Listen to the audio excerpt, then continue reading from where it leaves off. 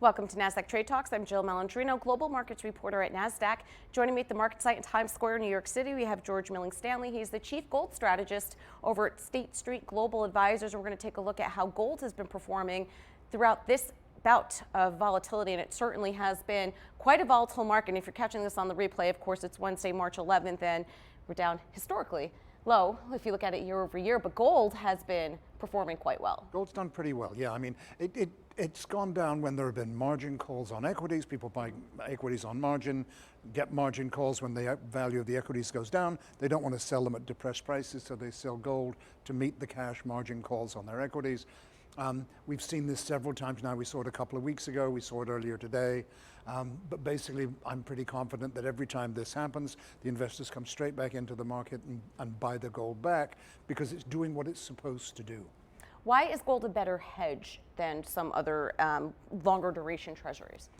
I guess since the recovery from the great financial crisis started in early 2009, we always used to look at treasuries as being a hedge against potential weakness in equities, and that's been true for most of my life in financial markets. But in that 10, 12 years since that began, we've seen a much, much closer statistical relationship between the bond market and the stock market than anybody really likes to see, and bonds are not performing that hedge function that we used to rely on them for.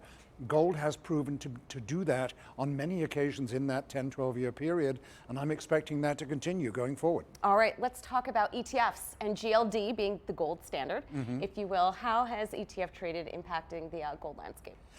As I say, it's dropped every time the equity market has dropped, but then the equity market has maybe dragged itself back to somewhere close to previous levels. Gold has gone on to go even better. The intriguing thing to me is that gold was already at $1,600 an ounce before the whole coronavirus thing came in, before we learned how to call it COVID-19 or whatever we're going to call it tomorrow, before we learned it was a pandemic. Gold had already made a terrific $300 move between last fall and this spring. And it's maintaining those gains is essentially what's happening. Well, but ETFs in general, because that has increased the amount of trading that we see out there. Gold is an asset class. Has that complex changed at all because of the advent of ETFs? I don't think so. I mean, I think that gold's position as a strategic asset and occasionally a tactical asset for safe haven purposes has been merely strengthened by the additional liquidity that the ETF world has brought to the gold world. We're an integral part of the gold market, but we're one of the much more liquid and much more easily tradable parts of the gold market.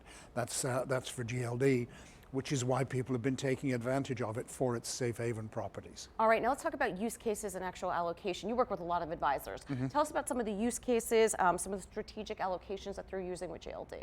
Yeah, I think that anywhere from 2 to 10% is what the conventional wisdom says any portfolio could use as a strategic allocation. I think that I'm meeting more and more advisors these days who are already at 5 and contemplating going to 10, or some people who are even already at 10 because of the increase in the gold price that has increased the percentage share of gold in the portfolio. So that they're now contemplating going to 15.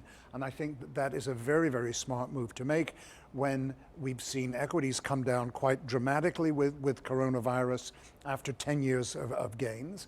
We've seen fixed income has not really performed the way that people wanted it to. And of course, everywhere you look, you see negative yields. So the outlook for the two mainstream core pieces of a portfolio is really pretty cloudy right now. I think that this has definitely come to gold's benefit. GLD has benefited from that.